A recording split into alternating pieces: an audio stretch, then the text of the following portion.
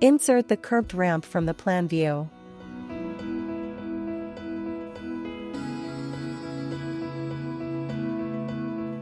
You can define the width, the number of risers, and the tread length.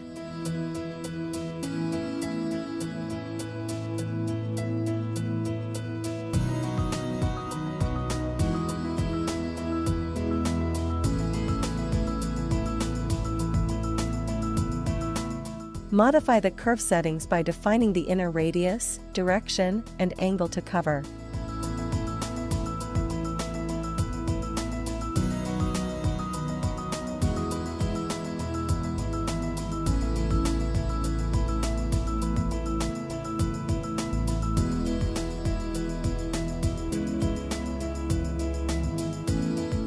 Personalize the staircase by choosing the type and defining the geometric characteristics of each element.